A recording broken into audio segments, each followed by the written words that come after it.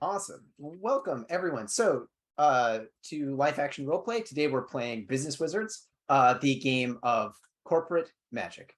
I'm Patrick Watson. I'm the writer of the game, and this is sponsored by Ninth Level Games, our publisher. I really enjoy Business Wizards. I think it is like the silliest thing I've ever done. I like to describe the vibe as like, imagine The Office, but like Jim is Gandalf and Dwight is Saruman. Um, and That's so accurate. That's if you accurate. enjoy corporate shenanigans and occasional terrible eldritch magics, you're in the right place. I thought to kick it off, we would go around and introduce everybody, do names, pronouns, and also tell us about the weirdest job that you ever had, to get you in the right headspace for this place. I'll go first to give everybody a second to think. I'm Patrick Watson, he, him, and I wrote the game, and I'll be the project manager or PM today. And the weirdest job I ever had was actually as a fish counter. I grew up in Montana, and so there's a lot of like wildlife related jobs. And in this job, you'd actually walk down creeks with a stun gun, and you'd stun the fish and count how many fish would float up. They would be okay. It wasn't like, but like this is how you count fish, apparently. You just zap the water and then Just boop. Oh my god! I was like 17. I didn't think this through. Oh my I god. worked with a wildlife biologist. Liz, do you want to go next? Sure. I'm Liz. She, her pronouns, please. And then weirdest job I ever had. Oh boy. I mean, I stage managed for a decade and did event management and like wedding coordination. So I've done all number of weird things and been paid for it. I think the strangest thing I ever did, not maybe like the strangest, but I did once do a show with my partner, and he needed help with a quick change, and I was the only person available to help with that quick change. So I just liked to joke about how I was getting paid to undress my partner every night. Nice. That sounds like a good deal. It wasn't the worst. Did you try to negotiate? Did you try and get your rates down? Because it was like, if only. bulk. Pao, how about you go next? All right. Well, I'm Michael Pao, and pronouns are he, him, they, them. And weirdest job I ever had was, okay, it was for very little money. It was mainly, I did it for fun as a favor to a friend, but my friend had a burlesque act, and I was there. I introduced them. I was a snake oil salesman in their burlesque act. Incredible. Yeah, I got a whopping $20 out of that. Ooh. All the best burlesque acts involve a lot of snake oil. Mm-hmm. Mm. I'll Gotta get that stick it on shine. the table. And Aven. The weirdest job that I've ever done. Huh. I haven't done a lot of weird stuff. At least not for money. That's so I'd probably say the most unusual thing that I've done is actually be most recently a professional Christmas tree lighter. Which is to say I got paid to use my climbing gear to go up onto a lot of rich people's houses and string Christmas lights because they were too busy. And it paid all right. And I got to use some of my outdoor training, and the views were incredible. But it's just a thing it's a thing that struck me as odd that it is like such a big cottage industry, at least here in like LA. But yeah, that's the most mundane probably of the weird jobs, but that is probably the oddest thing that I have been paid for. Is Charging We extra to actually go down worked the on chimney. that job together. What's Sorry. that? Go. I said we actually worked on that job together. Did Yeah. we did. But yeah, that is the weirdest thing I've done for money. I've done weirder things for not money. All of these weird job experiences will serve you super well we'll get started at doing character creation and doing the rules of Business Wizards. It's a polymorph game, so it's probably pretty familiar to anyone who's played games like Mazes or Excellence. I like to bring those rules in as we need them, as we go through the game. The thing that I think is most useful to start out is for us to kind of brainstorm, just like start spitballing ideas. Every great business starts with a great idea. You'll also need a garage, a small multi-million-dollar loan from your parents, and it helps to be white and male.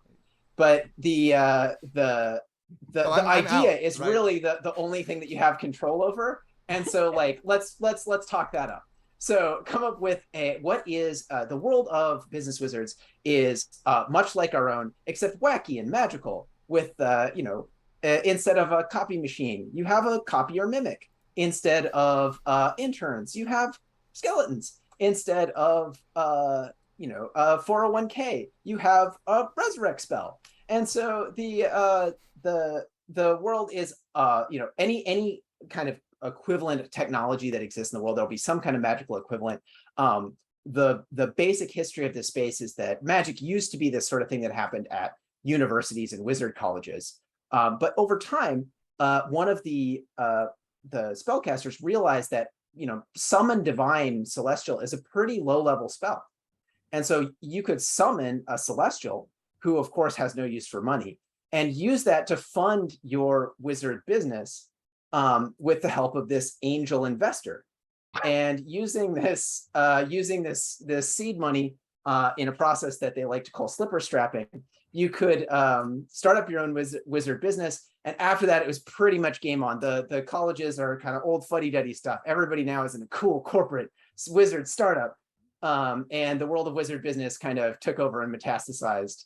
And now everybody wears, turtleneck robes and talks about their synergies. So the first thing we usually start out doing is just let's brainstorm some wacky magical business ideas. So there's no wrong answers. You can just throw stuff out, just spitballing, and the sky's the limit. Nothing is too out of left field.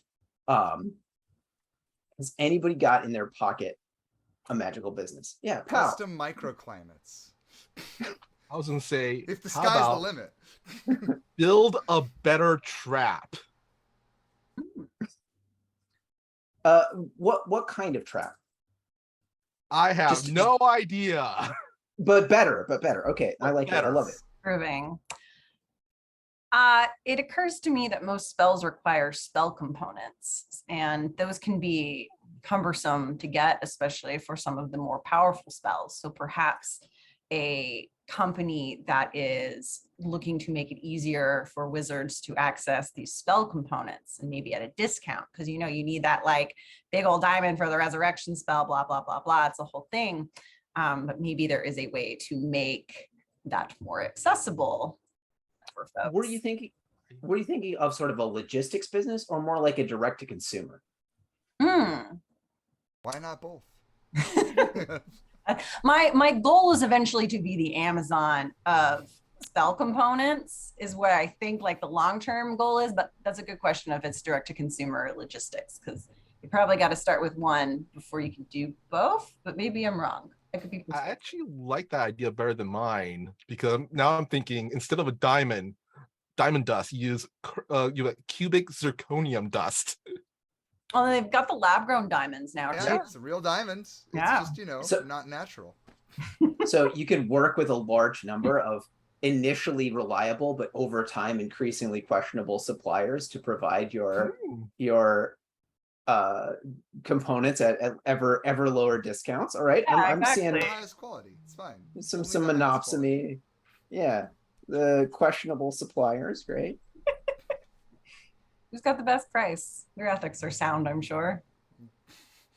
Yeah. So what are some of the magical, I love this idea of, kind of direct delivery spell components. What are some of the magical techniques that you might use to get those spell components to your, what's your magical differentiator here? That's a good question. Well, I would say a lot of these more rare spell components might not necessarily come from at least this plane of existence easily. So we might need a wizard or two that specializes in communication with the other planes, astral, abyssal, you know, pan-dimensional communication. right? What if it's kind of like, you know how we have those knockoff Jordans? This is like, I don't know, like the equivalent of knockoff stuff from China. Yeah. Yeah, someone's yeah, there's definitely like we can negotiate for like buying in bulk and then pass on the savings sort of situation. I'm trying to find Like out Costco? what like Sort Costco, of a or Aldi. yeah. Are you guys thinking of are you a internet business, or are you a like brick and mortar sort of business, right? Are we talking sort of a 10 copper piece, or are we talking more of a like a wall somatic? Well, to that effect, every business needs a loss leader, right? So maybe a Costco hot dog. Maybe we got a little bit of Costco hot dog going on, and then we bring them in to the really expensive stuff, the wide profit margin stuff. Our Costco hot dog could be bat guano, because you need that for like the most common spell, fireball. That's true, yeah. All right.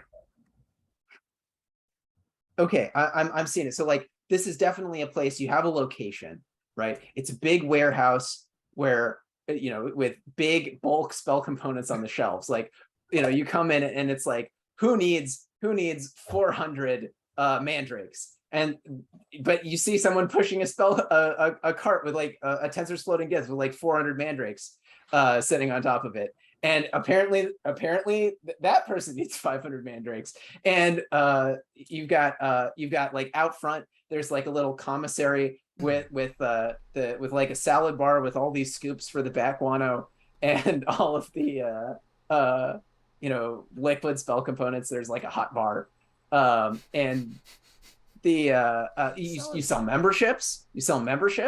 Right? Okay, this is oh gosh, it's a thick business. All right. Yeah, there we are. Memberships. Join. Oh no, this is gonna be. Oh, bulk. This is PTSD. It's a co-op. It's co-op. It's a co-op. Why do you do this to yourself, Aven? It's a co-op. Welcome to co-op. I love it. You buy in. Names? Yeah. Oh, for us. Bells and stuff. Our names for the business. I actually kind of like that. Spells and stuff is fun. Spells. Smorgasbord. Recreational enchanting and incantation. That's an attack at Aven. That's I have no idea what that could be. That's not close to home at all. It's fine. Huh? That's a very good name. The spells and stuff is actually pretty compelling. I can picture it out there, you know, between the Bed Bath and Beyond and the TJ Maxx. It has to be N, the letter N. Yes, can't be N. It has to be the letter N. And the N is on a little cauldron. Yes. Oh yes, absolutely. It's a little cold. Yes, 100%. SNS. I was going to ask for the logo, but you've just done it. That was easy. There you go. Got it in one. All right. So let's start by meeting our team. All right. So the first thing that I'm always going to start thinking about, like, who are the people who work at the Spells and Stuff? What do they do? What are their, what's their edge? And the thing I like to start out by asking is, give me a kind of a personality category. So in the polymorph system, we use 4 dice, the D4, the D6, the D8, and the D10. I will hold them up in a second when I put them in my hand all cool. Boom. Yeah. And each one of these represents sort of a different personality archetype, right? It varies game by game. In Business Wizards, they all are silly business archetypes. So I prefer to just say what calls to you. Liz, what calls to you of the dice? What shape is the like most? which shape? Yeah. Oh, I love me a D8. Excellent. I love D8.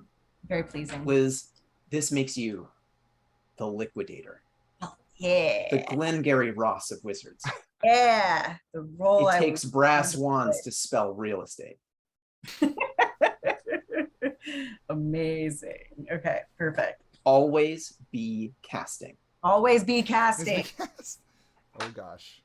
No nonsense, get stuff done. You are the best at roles relating to liquidation, which is, firing people, setting people on fire.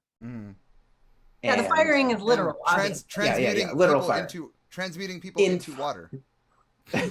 Yeah. To pour on the people that you've transmuted into fire. All right. So we have one cutthroat wizard. Next up, Pao. Which die calls to you? Let's go with a D6. D6. Oh man, you are just so happy to be here. You are so bright-eyed and bushy-tailed. You are the go-getter of wizards. You're just ready for whatever comes along. You might even do some actual work. You are the go-getter. This wizard is best at making moves where they perpetrate stuff. So perpetrate is the kind of catch-all category for when you actually have to do real work. So if you actually have to make some copies, perpetrate roll. If you have to go and clean out the break room, perpetrate roll. That's the kind of go-to roll if you have drawn the short stick and actually have to do something before you've learned that you'll just get more work dumped on you over and over again. You make some perpetrate rolls. You get very successful perpetrate rolls, and then everyone just kind of gives you perpetrate rolls from there on in. Excellent. So we have a cutthroat and we have a go-getter. Aven, what calls to you from the D4 D10?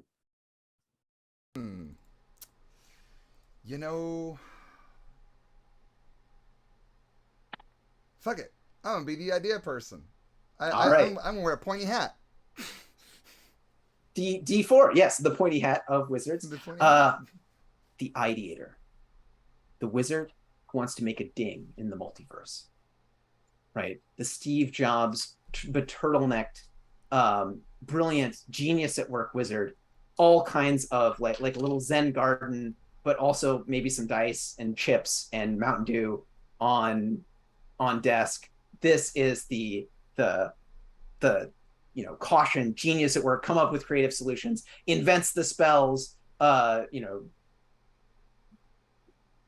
enchants the magic items, very extremely good at ideate rolls, which is whenever you have to come up with an invention. And I guess that means, appropriately enough, that I, the PM, am left with the D10 or the manager. I'm just really a people wizard. I'm just here to make sure everyone does their best and gets organized and heads in the right direction. The D10 is best at delegate roles, which is anytime you need to pass the buck to another wizard. So I think I think this will work out great. Wait. Can I show the class something the idea wizard has done? I don't think we could ever stop you.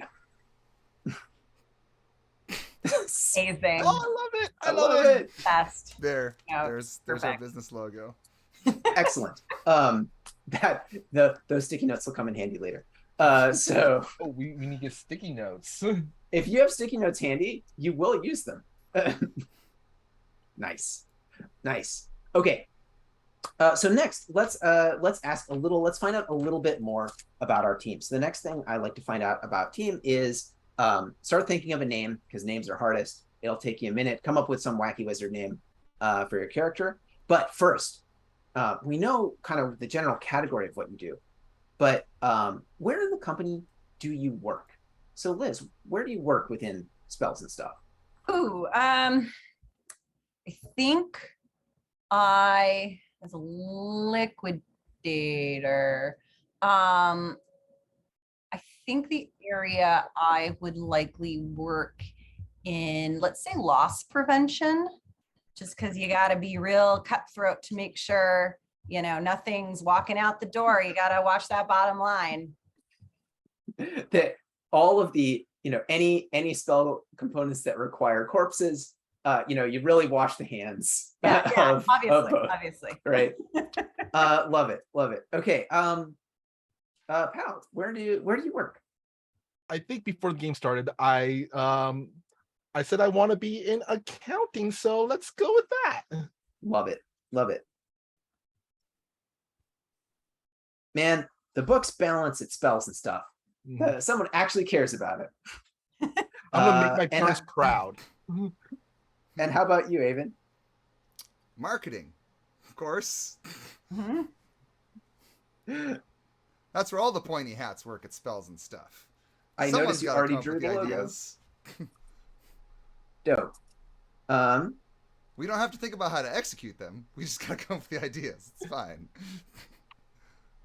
All right, and I, as the manager, will work in humanoid resources. Humanoid resources, excellent. But in humanoid resources. In humanoid resources. Awesome. Next up, everyone has, what is that one thing? When you interviewed for this job, there's one thing that set you apart from all other wizards. You had some kind of a secret edge. Maybe it was a magic item or a magic weapon that you had, some powerful, and ever-flowing cup of coffee, a stapler, a Vorpal paper cutter, something like that.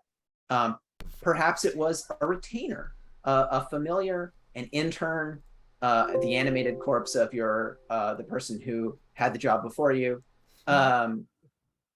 Or maybe it was a lineage. Maybe you yourself are magic. You're, a poison elf or a bat guano elemental or something like that.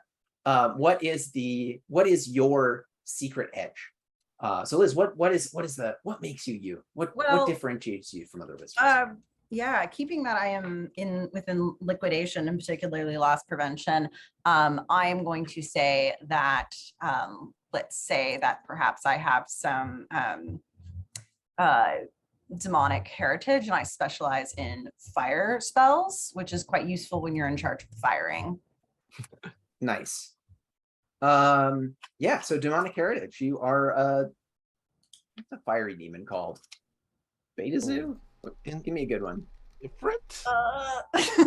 Ifrit, like that's a genie though. I feel like that's a little.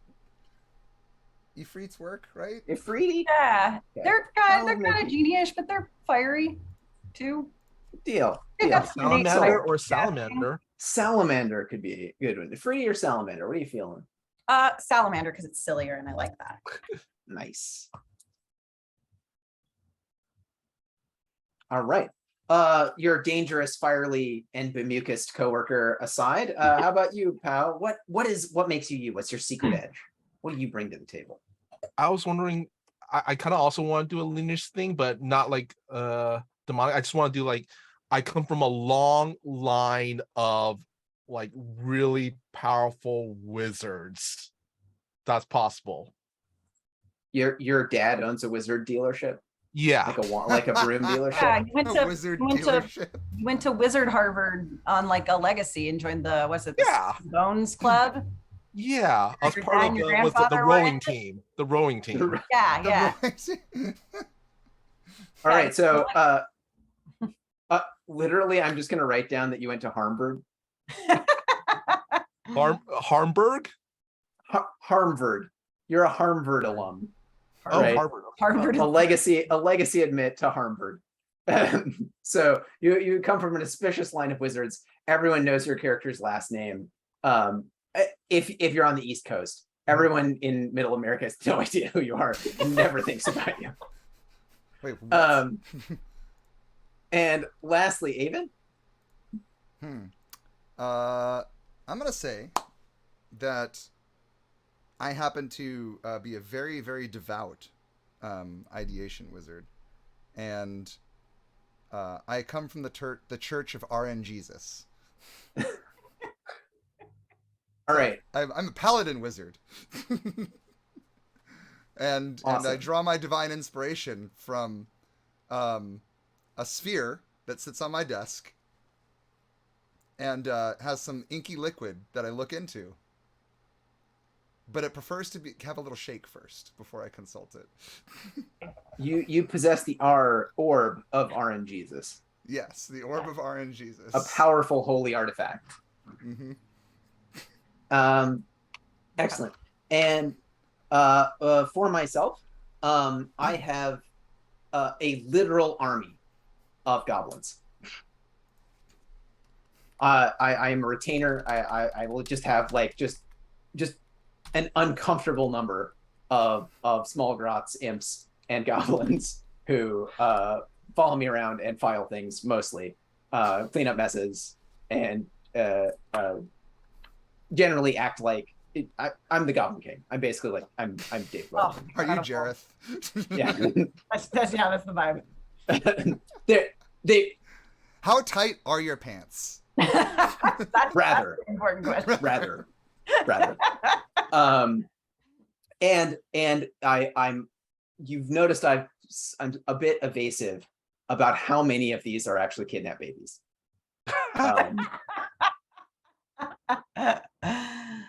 Oh boy. Awesome. So names.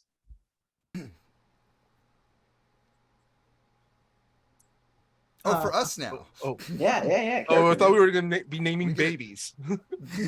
All of the goblins.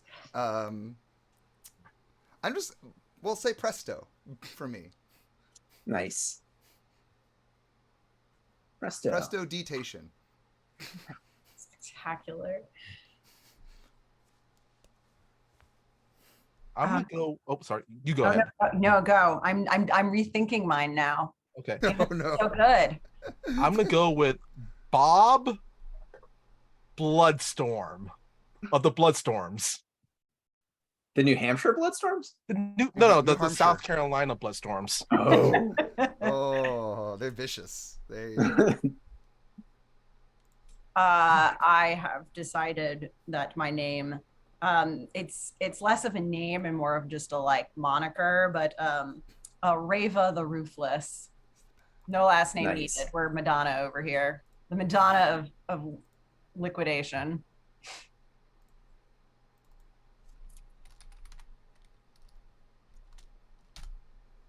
And I will be Jared. No, not like Jared. People, no, not that. Not I have nothing to do with the other one. Like I don't own a labyrinth. Oh, like, you don't like sandwiches? No. For clarity, is it Jared or Jareth? No, so like I get the Jareth question a lot, but like he lives in a labyrinth, and this is more like it's a large store with lots of hallways that are always just a labyrinth. Very different. Yeah, very different. It's apples and oranges, right? Right. We don't purposely design these places so people get lost. It's fine. No. Surely not. We're not Magic IKEA. We always. I mean, yeah, it's right there in the promise. You come in with your kids, you leave with most of your kids. Sounds fair. Yeah. Normal Awesome. Normal risk when taking children out shopping. Yeah. Okay. I'll come back. It's okay. So in order, so now it's we've met the cast, we know what's up. There's one last thing to do before we run the game, which is let's think about this team a little bit, what we're good at, what we're not so good at, and what we might be able to do here at Spells and Stuff. So we're going to do every Business Wizard game is planned by doing a SWOT analysis. So what are some of the strengths, weaknesses of the team?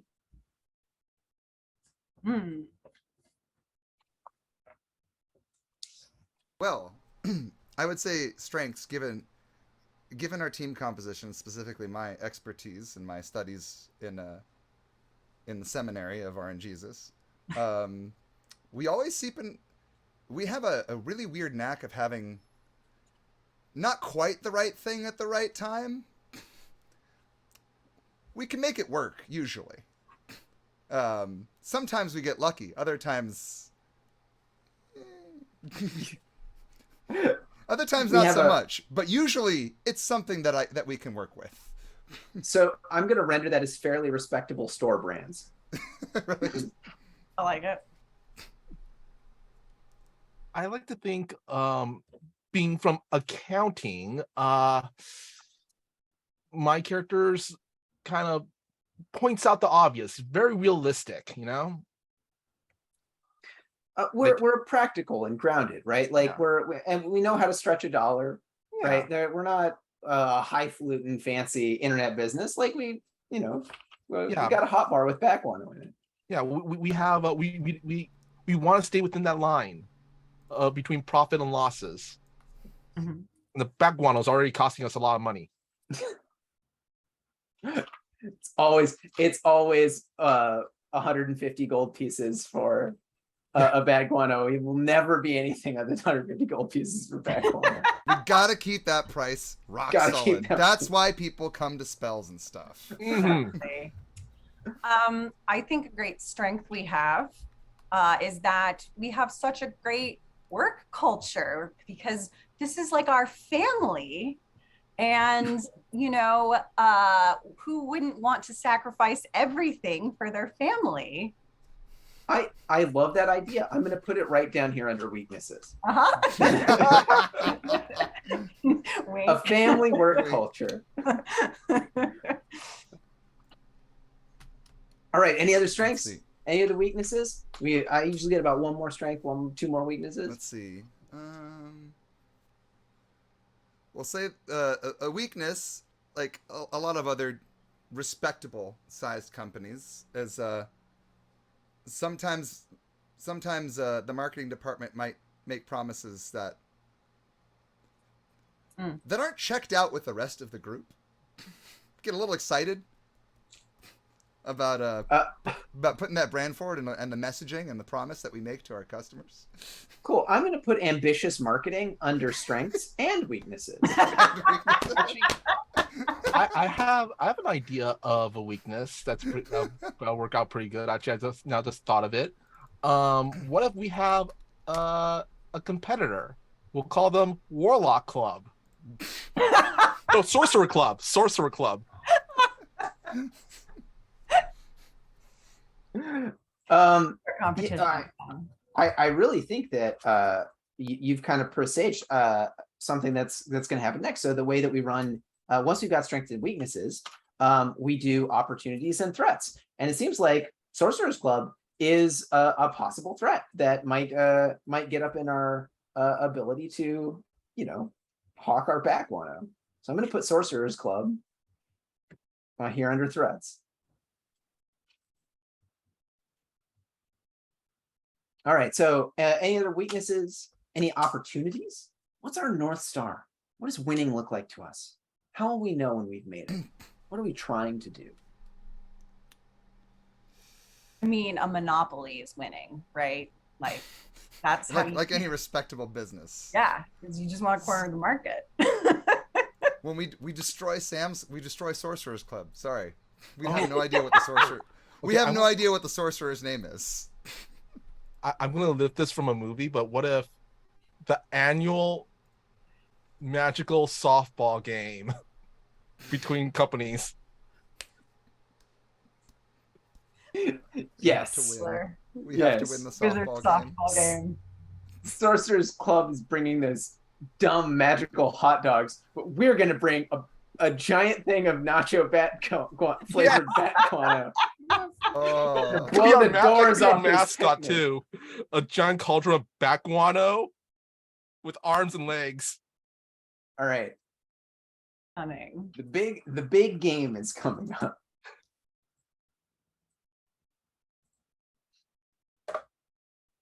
Awesome. So we need to win the intramural or the intra-office softball game.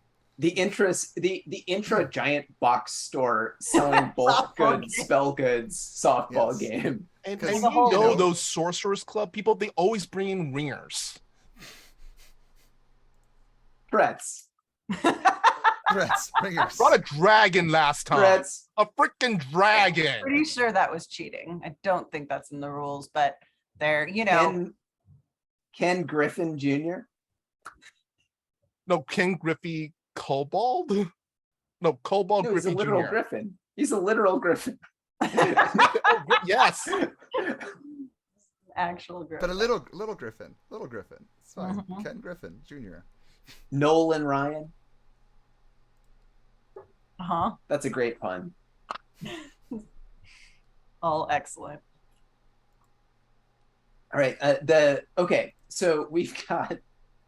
All right. So you're a team with a fairly respectable and stable business. You're practical and realistic, though you are somewhat ambitious in your marketing. You've got a really cloying family work culture, and again, very ambitious marketing. You have an opportunity to corner the bat guano market, and the big softball game, the big intra giant box store softball game is coming up. Your major threats right now are Sorcerer's Club and the adventuring party of ringers that they plan to bring to this softball game, many of whom are actual monsters. Checks out. Great. This seems totally plausible. We will totally be able to run this game. Everything will be fine. Everything's fine. Everything will be fine. All good. We're all good. All right, so mechanically, the way that this works is periodically we're gonna describe scenes. We're gonna go back and forth. We're gonna go to the softball game. We're gonna do various things.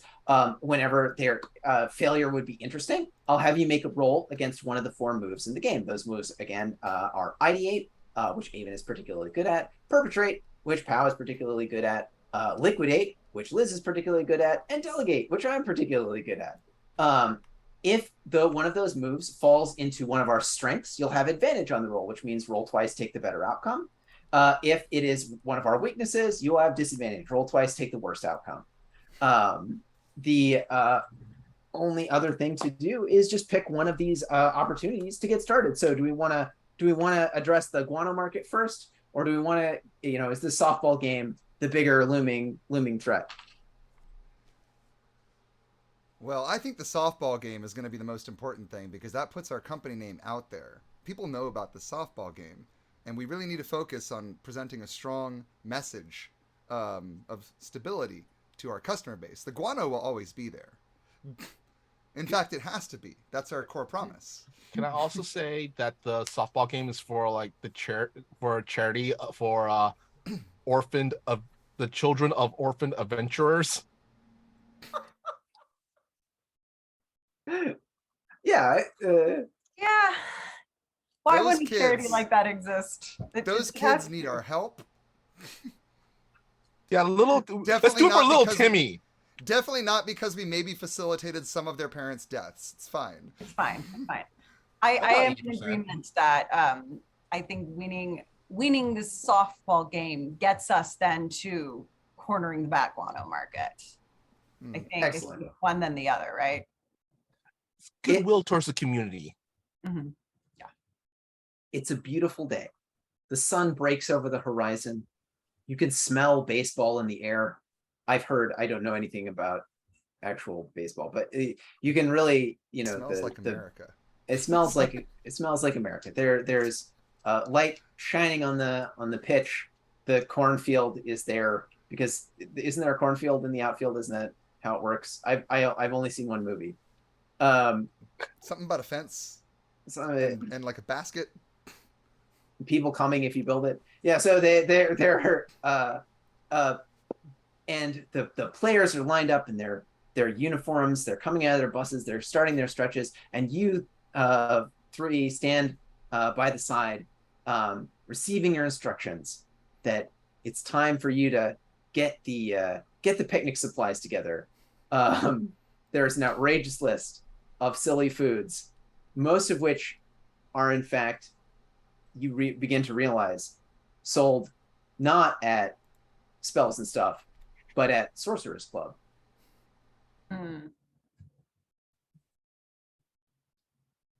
That seems like an oversight. Who made this list? I would like to have a word with them. Why are we not patronizing our own things? Give me an ideate roll to investigate this. Which dice is that, please? You always roll your die. So you're a Always D8, so you'll always roll your D8. Spectacular. I got a 3 on that dice. That is a success. So ideate rolls succeed on a 2 or a 3. So you're just looking for the specific number on the die. Okay, so you'll notice that's what makes Aven good at it. He's a D4. 2 and 3 are more common on this die. Okay, great.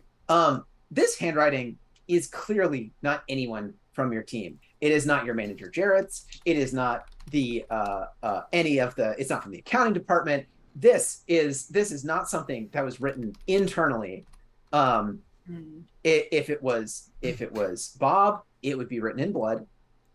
If it was prestidigitation, it would be written in Magic 8-Ball juice. If it was Jarrett, he would just send a goblin. And you didn't write it. Process of elimination.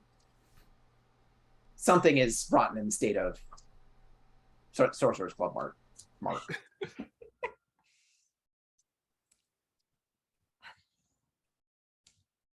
Where did we get this list? Did any of you see who dropped this off? I think Gary got a fax earlier this morning from somewhere. From somewhere. Right. Well, that is helpful. We don't sell any of this. That seems weird to all of you, right? Why would we not be catering this event with our own product? I don't know. It's not my responsibility to know what we sell. I just ask for the things, and then things show up. Honestly, if we carried a 2, 3, we would actually be saving 17% if you actually got stuff from our store. Okay, so we need to get these picnic supplies. I'm certainly not going to go shop at Sorcerer's Club, and I trust none of you are, because obviously we want to support our wonderful company who gives us everything we need to survive, because we are family here. Do we have perhaps reasonable substitutions in our inventory we could get? Awesome. So if you'd like to go to spells and stuff and try to work out the nearest spell component, you have slightly different suppliers, so everything's going to be a little bit different. I'm going to make a list of silly foods. It would be really helpful to me if people would like yell out other silly magical foods as we go. We already have the like nacho bat guano. Magical Let's see, nacho bat. Hold on a minute. I'm going to consult. Mandrake veggie sticks. Mandrake. Oh, it's like jicama root, but with but with mandrake. Yeah. We have flamin' hot Cheetos.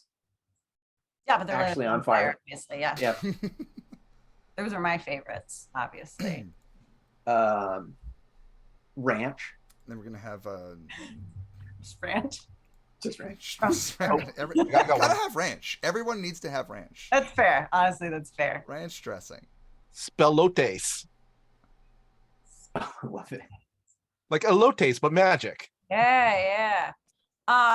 Definitely a jerky of some sort, but the creature of origin is a bit of a mystery.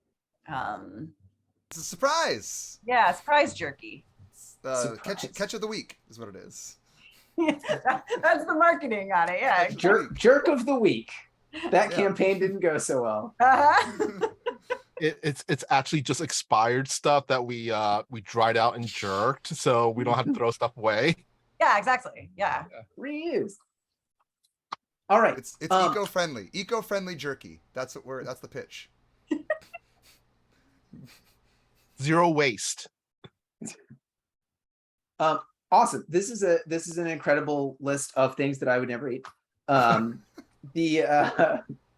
Where at the local spells and stuff, you come in, you get one of those giant carts, you're greeted. I need someone to make me a perpetrate roll to actually obtain the stuff, and I need someone else to make an ideate roll in order to escape the store afterwards. That's my specialty. Just come with me. I know the way in and out. I'll roll the perpetrate roll. That's my specialty. Yeah, it's like none of those are mine. So, can we get 4. some of those big tubs of Cheetos while we're in here too? The cheese puff balls, just like the big tub. Can we get some of those too, just for like funsies? A crit is cheese stuff. I got a 3. Okay, a 3 is a success on a perpetrate. Perpetrate succeeds on 3, 4, 5. So you managed to get everything out. And Aven has rolled the highest number on their die. That is an important moment because when prestidigitation succeeds, when you roll the highest number in your die, that's like a crit, that's like a super success. And what it means in the world of business wizards is that you succeed, and not only do you succeed, but you succeed in a way that is attributable to your secret edge. So in a second, Aven is going to explain to me how the Orb of RNGesus succeeds in helping you to escape the spells and stuff store.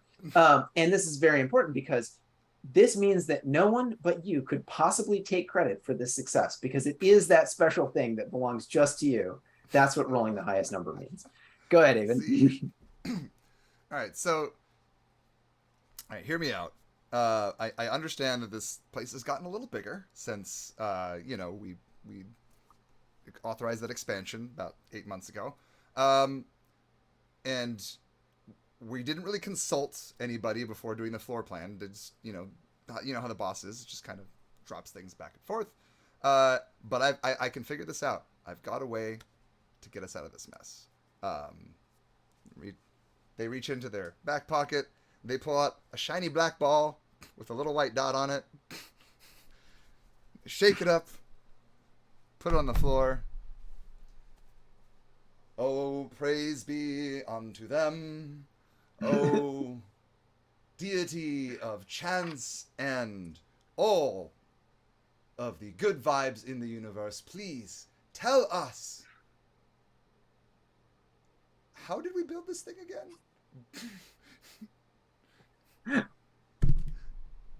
And then picks up the ball and puts the white dot right up to their eyeball. So all you see is just this giant black ball up against Prestidigitation's face. And in this moment, oh, go ahead. I'll say, and a light shines out through the ball, and Presto goes, all right, follow me, and just uses the ball like a laser pointer to get the way out. As you move around a corner, right, you point it at, you're sweeping it back and forth, and you hear a booming voice as you turn away from the door, the exit, and the booming voice says, "No, yes, ask again later."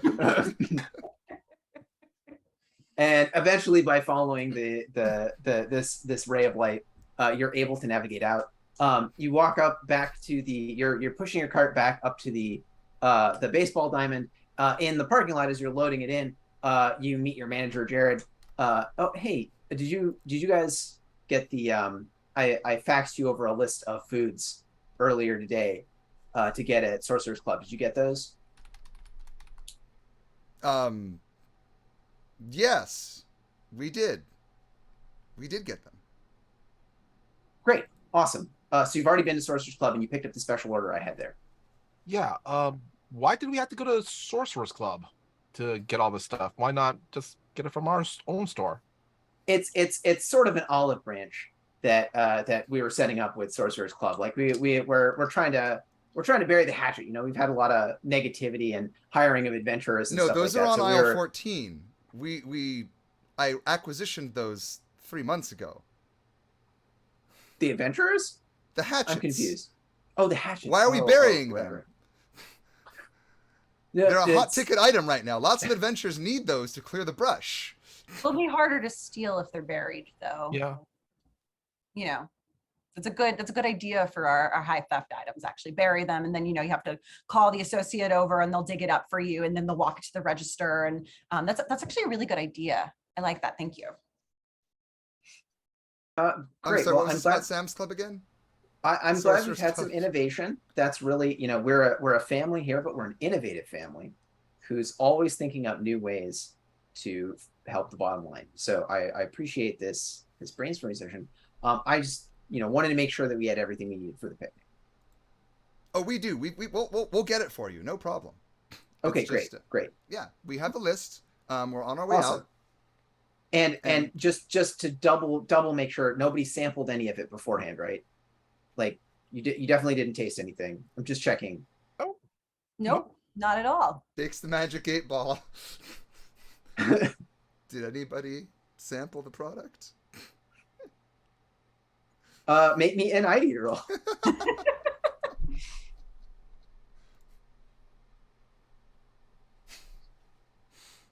A 4. Oh, No. boy.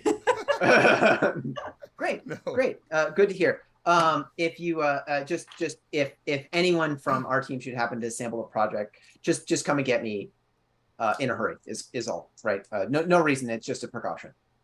Sure. Understood. Okay. Seems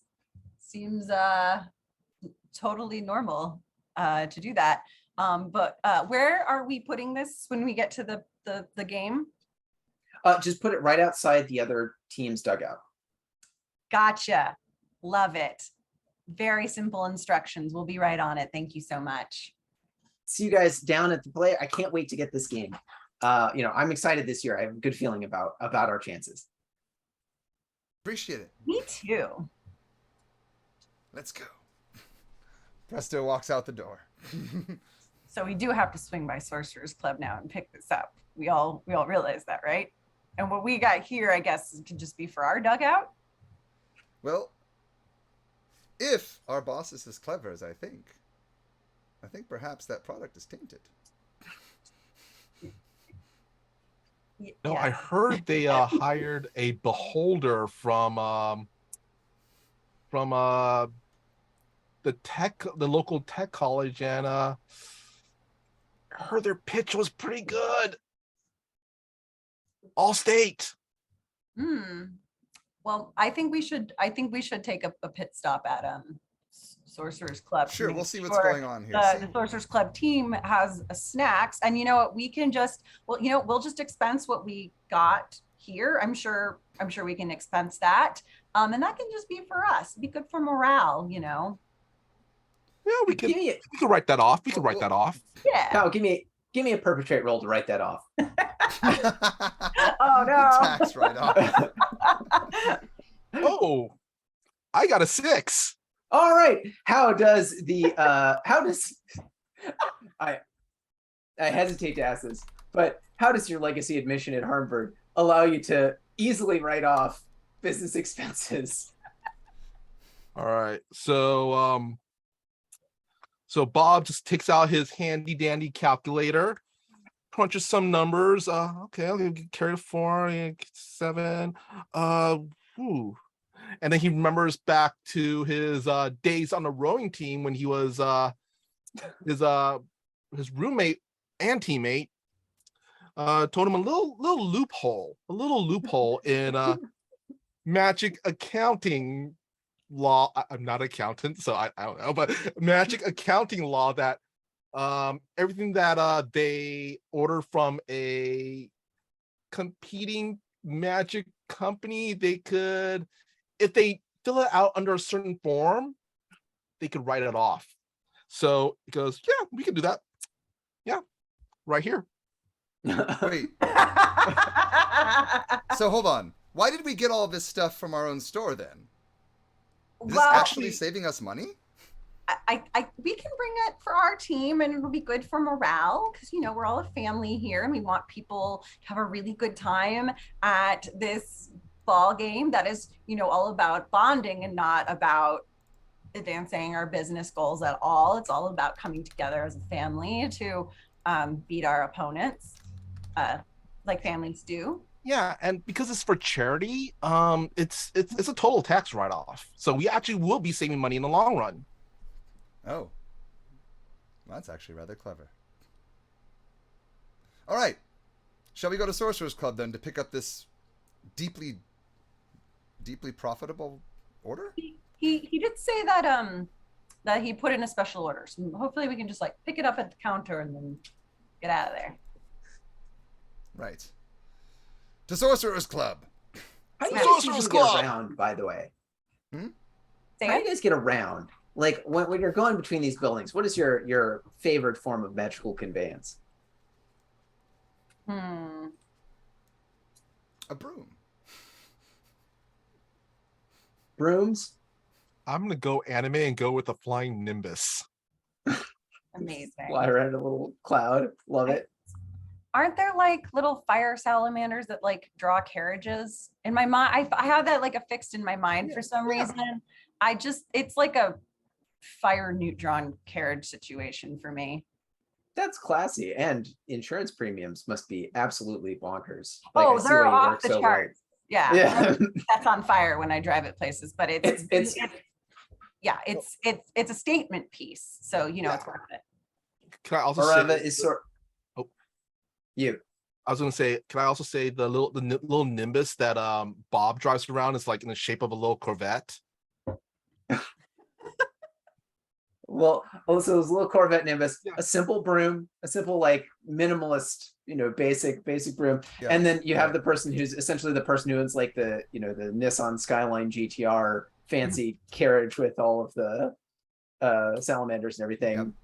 Love it. And I'm not talking like corn broom either. Like you said, minimal. I'm like hyper modern, sleek, just like nylon strings, very clean lines. Is it all electric powered too? Is it like the broom equivalent of a Tesla? Yes, it has a little E symbol on it. Yeah, perfect. E with a light bulb. Uh-huh. As you pull into the parking lot at Sorcerer's Club, who should come walking across, also carrying a big bag of snacks, but your arch rivals, Ken Griffin Jr., Nolan Ryan, and A-Rod, who's just a normal human being, but was hired also to play baseball. Damn these ringers. Every year Sorcerer's Club does the same thing. They just give them a cushy job at the front counter. They don't do any real work. They show up, they win the softball game. Awful. This aggression will not stand. Bob does the whole, eye point thing to them. Maybe. Hold on. I have an idea. We can nip this problem in the bud right now. Ooh, I like that thinking. What if we could hire one of them away from our opponents? Offer them something better. Yes, it'd be good for marketing too, because they're famous. We need famous. Can I roll something? See if any of them are part of the Harmford alums. Give me a roll. Give me a that sounds to me like maybe a delegate roll. Okay. Well, I rolled a 5. 1, 2, 3, 4. Delegate roll is 9, 8, 7, 6, 5. So that is a success. Yes, you succeed at the delegate roll. So you are able to it turns out that Nolan Ryan was in fact there for a couple of semesters, but dropped out. He couldn't really hack it. Like he was more of a sports guy. And he did you do have a couple of maybe embarrassing stories of his not so successful escapades as someone, this is it's really something that I'm sorry, you're a blood. Sorry, what was your last name again? Bloodstorm, right. It's okay. So like, it's something that you wouldn't really understand unless you were a Bloodstorm. So like on the first day, when everyone's supposed to be wearing, their robes and their ties with their pocket squares, Nolan Ryan came in basically in rags because that's what he had, and so he really didn't fit in. When it was time to go out and do your humorous skits about relatable things like like when the crystal doesn't get cleaned by the kobolds properly, right? He really just couldn't hang. He really didn't understand what was funny about that, and like that joke kills. So he just it was hard for him to have friends and fit in there. And so eventually he just kind of dropped out. So like you could embarrass him with stories like that. What a sad story. That makes Bob sound like an asshole. Bob kind of goes, "Oh, hey Nolan, hey, how you doing?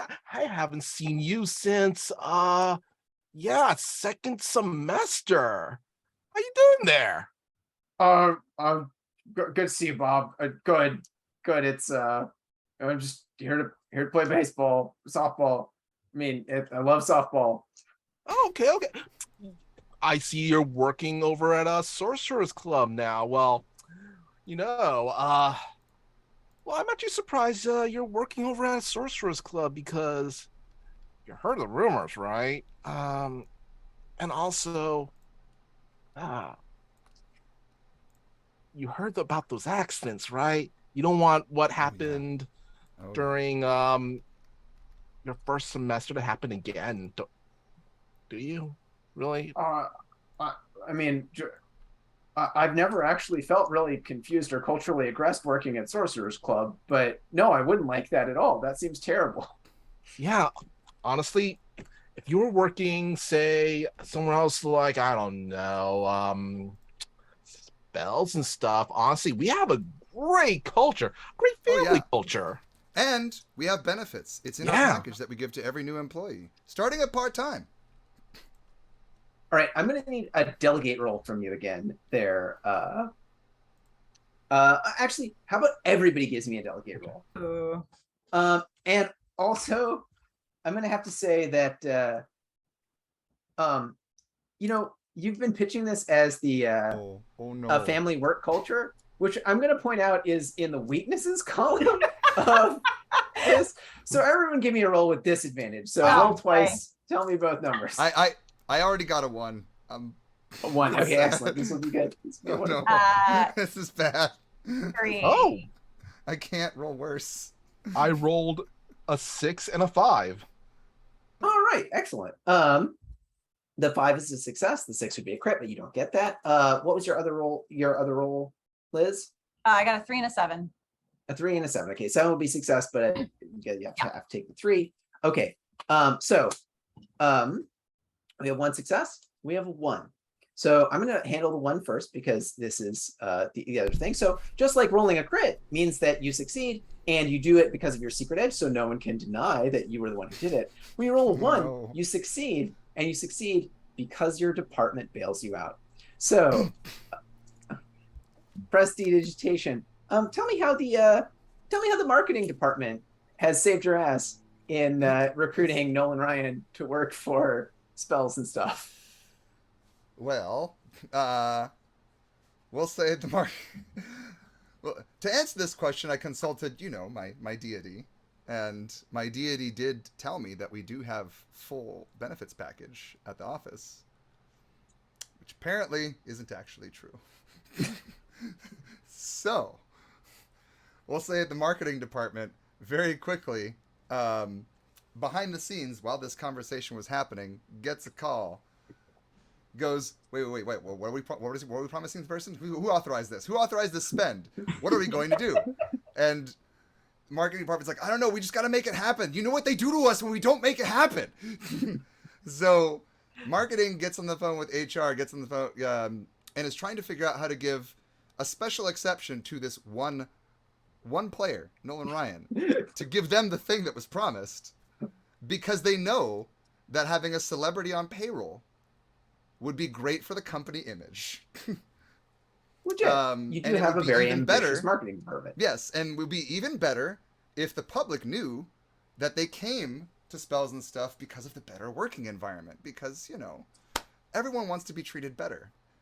So, after what seems like an eternity, because time dilation is a thing with our powerful wizarding department, some really big guns had to be pulled. And what felt like in the span of a few minutes to us, just casually negotiating with Nolan Ryan, was actually about 6 months worth of paperwork and legal fees and budgetary spends and shuffling to make sure that we could get a full benefits package for one single employee when nobody else in the company literally reweave history so that one person can have benefits. Because seems like that. If the head of the marketing department says something has to happen, it has to happen, or the consequences are not great. Awesome. With that plus the success from Bob Bloodstorm, I think we have a successful recruitment here. However, there was a cost because we had 2 failures here, one of them a critical failure. And when you fail, the business wizard, it's stressful. It's stressful to screw up at your job. And so you have to take a condition. There are 4 conditions. You get to pick which one you want to take. They are cranky, overworked, existential, and just done. So how has this made you feel, Liz? Are you cranky? Are you overworked? Are you existential, or just done with this? I am, I think cranky. It's cranky. Cranky that. Just a little cranky. Yeah, just a little put off that I didn't get.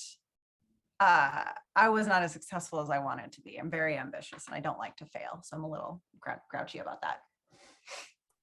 Dig it. And you, Aven?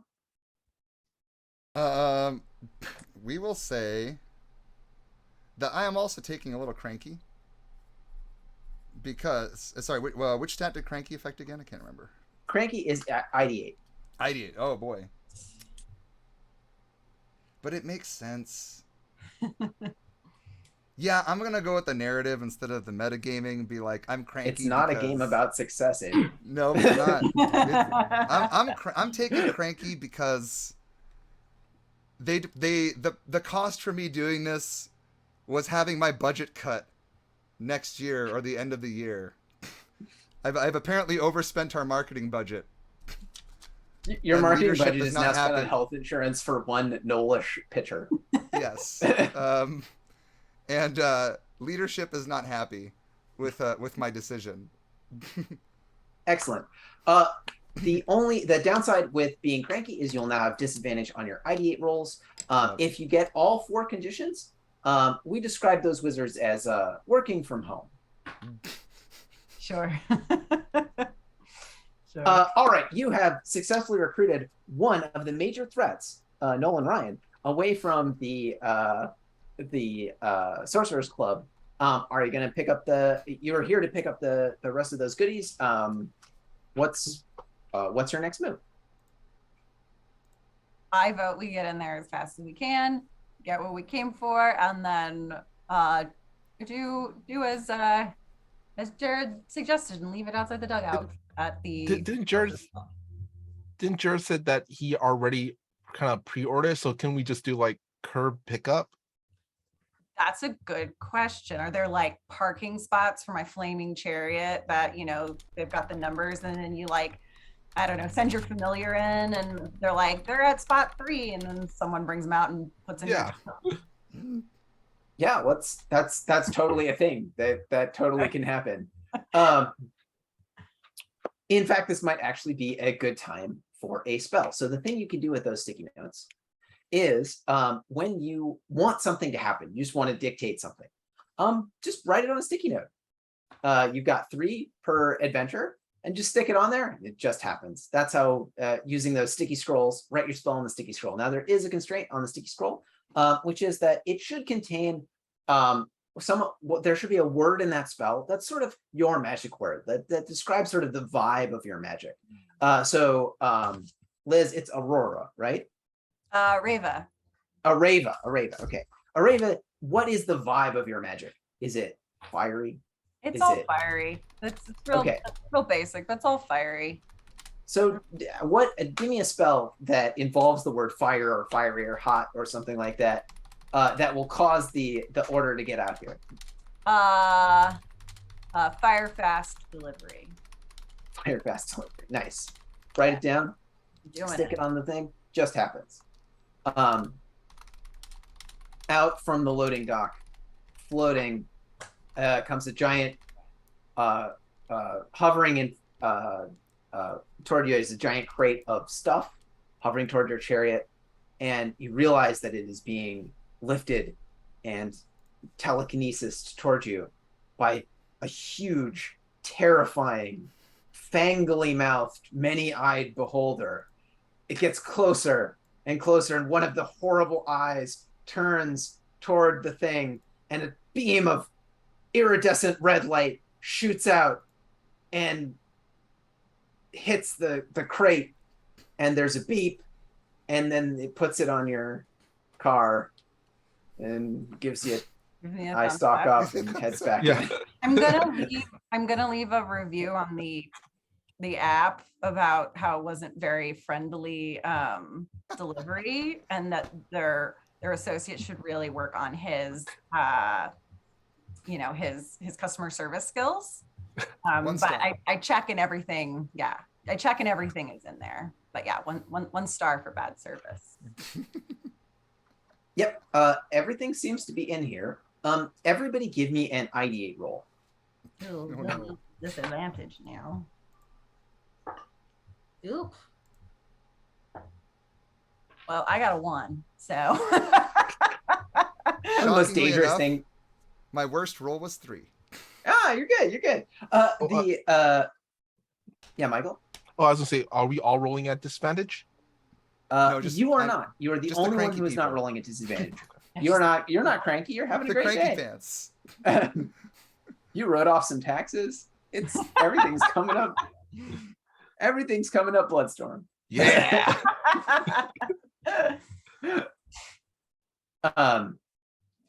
So everyone who got a success or a 1, if you got a 1, I think that's only Reva actually. You will need to take another condition. Are you overworked? Yep. Existential or just done? Overworked. Great. Wait, what happened? Overworked. Jeezy crazy. Oh, I got a 4 on my roll. Oh, that is also not a success. Are you cranky, overworked, just done, or existential? You know what? I think I'm just gonna go with Crabby for now. Nice. Oh boy, we're just a cranky bunch, aren't we? Crabby. Yeah. It's been a day. It's been a day. We just got sent on one errand. Just the one errand. We're already just so beat. How does loss prevention? So the thing that I had you roll this essentially perception check for. Perception checks are very, very dangerous in business wizards. Is you all understand upon receiving these goods that there is something deeply wrong and deeply magical going on here. Like your detect magic basically has like stink lines rising from this giant creative stuff. Oh gosh. Ooh, hold on. And I'm gonna throw to Liz. How does loss prevention help you to understand what is up with the stuff that's in this crate? So part of being loss prevention from especially in a business like ours where we're getting it from lots of different suppliers is sometimes your suppliers aren't sending you the best quality product. So half of loss prevention is obviously preventing theft, but it's also making sure there's no counterfeits or below standard items coming in. So I'm very accustomed at looking for items that wouldn't make standards. So that is pretty obvious there. Is that all I need, or do I need to attribute directly? Yeah. So that's how you understand it. You can also narrate something about what is wrong with these goods if you want to. Oh, amazing. Yes. I think upon investigating them, these goods are all they've got a sort of like magical aura on them, that like you sort of just like you open the first little container and it's just like wizards, we all have sort of this magical sense, and it's the magical equivalent of like sniffing the milk and realizing it's rancid, essentially. All right, so all of these spell components are like spoiled spell components, right? Like they are the curdled milk of spell components of healing potions. Like if this was a healing potion, it would be a chunky healing potion. Oh. If this was a mana potion, there'd be like a film on the top, like an iridescent film. Yeah. Okay, so you've got a big crate of these nasty spell components. You're gonna head back to the baseball diamond, I assume. We'll get this game on the road with your new rounder. Yeah, let's do it. Yeah. Excellent. Fantastic. We have I now know exactly what our boss is planning with these. I'm so proud of him. We're poisoning the other team. This is amazing. Okay. You get back, goes without a hitch. You get back on your broom, Nimbus, and fiery chariot, respectively, and drop off the stuff at the dugout. Your boss Jared is there, suited up in uncomfortably tight baseball pants, ready to start playing. Great, you got it. Okay, excellent. Okay, everything's ready. We've got our snacks. They've got their snacks. Are you guys suiting up to play? Are you guys ready to get on the road? I've never been more ready to play in my life. Oh, I don't do physical activity. You know this. I'm a marketing person. That doesn't mean you can't play wizard softball. Like, do I play wizard softball or? Oh, great question, actually. Yeah. Yes. Do I roll? Hold on. Give me how about this? Give me a delegate. Oh God, I rolled 2 4s. Yes. Okay. Oh, God. All right. So how does the orb resolve the problem of you having to do physical activity? Oh, God. So I ask, oh great one, do I know how to play softball? And I put the orb down, and through the inky black, a column of light shoots up from the orb. It goes to the sky, and it comes down and zaps me. And Presto's just like, ah! Crumples on the floor, and is just steaming and is not moving. Well, I guess that could have gone better. You do occasionally lose a family member, I suppose, but and immediately Presto jumps up and interrupts you. Okay, great. And runs to the pitcher's mound. Really? In full, the best, most amazing magical girl transformation soft girl costume ever. And is just pro and ready to go. Awesome. I'm sorry, why are we waiting? All right. Are we here to play softball or are we here to dick around? Okay, so Wizard Softball is going to unfold. This is going to unfold as a series of liquidate rolls. All right. This is Wizard Softball is not played. It's not a ticky-tacky no contact sport game. It's played for blood. The ball is magic missiles. The bat is the in the first quarter, like you start out, it's like magic missiles, right? In the second quarter, it's like minute meteors. In the third quarter, it's like, or the third inning, it's like fireballs. And by the ninth inning, like it's spheres of annihilation. Right, like it ramps up, oh God. And basically what happens is you shoot these spells at the catcher, and they have to ward them off. They have to somehow prevent themselves from being annihilated by them, and then even after that, they have to run the bases while everybody in the fielders like shoot various other magical attacks at them, as they go through. It requires a lot of spell components, which is one of the reasons that the game is sponsored by your companies. So we've got a pitcher, right, who is divinely inspired to play this game. What I'm going to give you like one round here before we basically start combat. What do you want to do?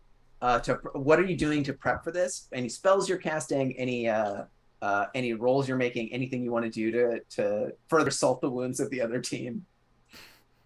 Ooh, yeah.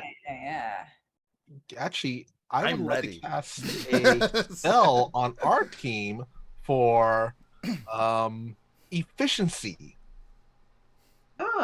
So your spells are efficiency related. So what describe? So tell me what spell you're writing down there. I just wrote down words of power efficiency. Yes, and after that, can we also say what my boon might be? Sure, yeah. I guess it would be like efficiency would be kind of like an enchantment. It motivates people to do better, and it also grants them the ability to do better. Nice. So everybody is a little bit, the way I'm gonna say is like you wear through your spells, and your spell component's a little slower than the other team, right? This won't probably come up in the first couple of innings, but by the end of the game, you'll have a little gas in the tank. Yeah. Let's jump over and grab Prestidigitation. What is you said you wanted to cast a spell as well? Oh no, I would say this came with the package. But we'll say that my Magic 8-Ball roll is also my spell being cast, which is that my pitches are random. and that's how they technically start. No one sees them coming. They technically start as the thing they're supposed to be. But by the time it gets to the plate, it could be something completely different. Mm-hmm. Keep them on their toes. Gotta keep them on their toes. I like it. And Liz, are you casting any spells or setting up? I've already cast one, so I think I'm gonna save mine for once we start the game. Very well. I think I'm gonna save mine. Go team. I think she's an offensive caster, not a utility caster. All right, first at the plate on the half of Sorcerer's Club is a drow. So give me a roll to beat that spell resistance. You roll. So sorry, I pitcher, so I roll. Yeah. Roll me a liquidate roll. I will give you advantage because you are literally inspired by God. Divine inspiration. And a spell. And spell. That's true. Yeah. 2 is my advantage roll. So not great. Not great. But not bad. I don't know.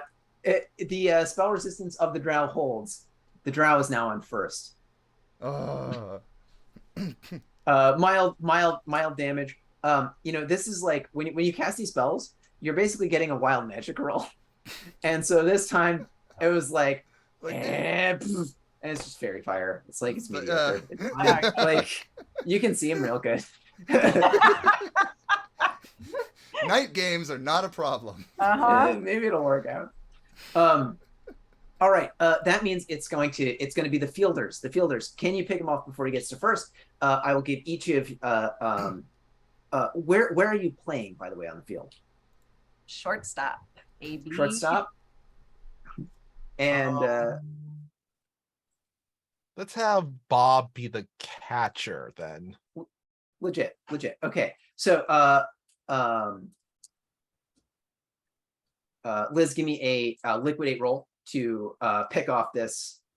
And I'm rolling that with advantage because I'm the liquidator, right? You just roll it straight, and you'll almost everything on your die will work. Amazing. I rolled a 4. That is a successful liquidate roll.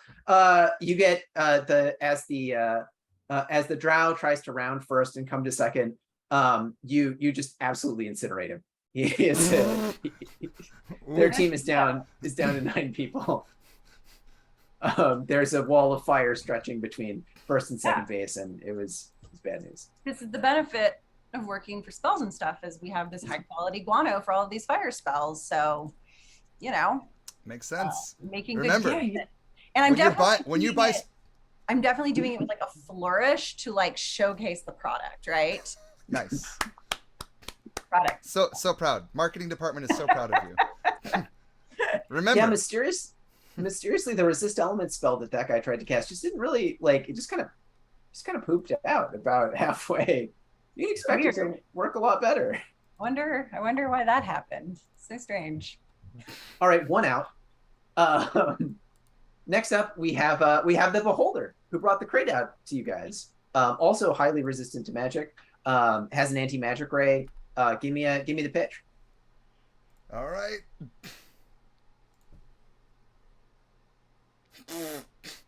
Oh no.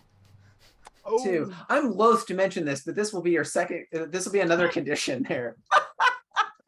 I've been rolling. It's a D4, so yeah, it's 50-50. It's gonna be good or not, right? Yep. You need a 4. So what conditions are you rocking there? We're gonna say Aven. overworked. That seems true. Wait, what are the other ones? There's overworked. There's cranky. What are the other 2?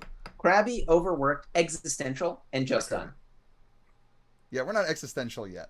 We're Okay. just a little tired. It's fine. We're just a little tired. Done. Excellent. All right. Let's see if we can get the other two of you. Give me a couple of liquidate rolls. See if you can pick off this beholder. But this one's our friend, right? It helped us poison his team. Unbeknownst to him. Also, I gave him a bad review. It's fine. And I rolled a 4. So I got a 5. All right, that's some big damage. Explain to me how like a beholder is like, I think he's gonna make it to first, but maybe not to second. You know, we'll have to see. Like, this is gonna be on base beholder, but a somewhat injured beholder. So how many eye stalks did you get? What kind of spells did you direct at this runner? Oh, do you want to go first, Liz? no, you go. I've got a thing, but you go. Okay. I was thinking while the beholder was on what I'm not sure what they called it, but when they're the batting area At the plate. Yeah, at the plate. Bob, as the catcher, he was just like talking about, you know what, you can really, you know, if you diversify your bonds and just talk about really technical, boring stuff, like really dull stuff. Like, he basically bored and tired the beholder with a lot of technical jargon. Oh. Yep. The disintegrate eye stalk and the ray of enfeeblement eye stalk, fast asleep. Yeah. Right. This like that's 25% of the beholder down right there. How about you, Liz? It just occurred to me beholders float. So the thing I wanted to do might not work. That's fine. I got other stuff I can do. I think this time it is going to be just like as he's like rounding the corner to second base, it's just going to be another not so much the firewall this time, just like a burst of fire. But since it's coming over from shortstop, he's not expecting it because, you know, like he's trying to, there's a first baseman who he's more worried about than me. He hasn't gotten to me yet. But I'm able to just like send a fireball just like across the field. It probably goes pretty close behind Presto, just because, you know, baseball diamond, that's how it works. Sorry if you get a little cinch back there, buddy. This beholder thinks that he's playing softball, right, and is paying attention to the people on base, and just gets absolutely sideswiped by a fireball coming from the shortstop position, which is that even allowed? I don't know. There are no rules. So he's at about 50% hit points, but he's on second. Okay. Third up is your old friend Ken Griffin Jr., an actual Griffin. Give me, and here comes the pitch. Oh boy. Oh boy. You have advantage. Like, oh my gosh, it's a 4. Yes. Okay. Yay, RNG right. Jesus. Praise How be do unto you strike them. him out? How do you strike out Ken Griffin Jr.? Let's see. So we're on magic missile round, right? Like some innocent little magic missiles. Ticky tacky stuff. Yeah, early on. Ticky tacky. So many wizards live through this. So at the very last minute, we'll say, you know, like when Ken Griffin Jr. is like, oh, this is really meaty. This pitcher's been real easy. This is fine. Just walk in the park. Just takes a swing. And upon connecting with the magic missile, it immediately, basically like a firework, just kind of explodes and explodes and explodes and explodes. Every magic missile starts casting a magic missile upon impact. And poor Ken Griffin Jr., the only thing that might be left of them is a little, like a few feathers in the box. Oh no! Just and the smell of chicken. I think what we've learned about this game is that fielding first is a substantial advantage.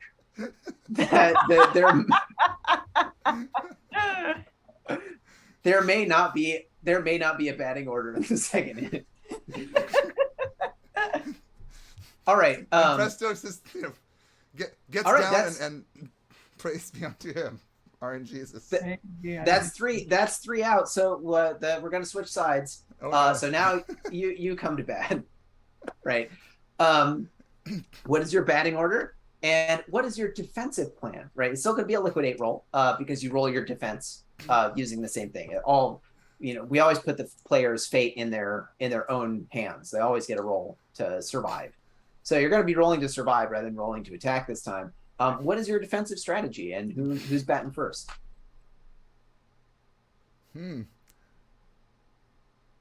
Well, I'm not feeling very confident about my my batting profile. My pitching arm is great. You know what? Bob will go first. We have a designated hitter, right? Pitchers don't hit. That's right. That's Bob right. will go first. Don't worry, I got you, Aven. I'm gonna summon a designated hitter. Mm-hmm. All right. Bob's strategy is to try to at least try to load up the bases. We'll say load up the bases. Okay. All right. Great. I have an idea. How are you going about loading up the bases? Aven, do you want to help out with this? Oh, loading out the bases. I was gonna say so many. Basically, are you talking conjuration? Are you talking necromancy? What do you want on base? Well, we want to get our players on base, so we have some interns we could probably put on the bases. Imp turns.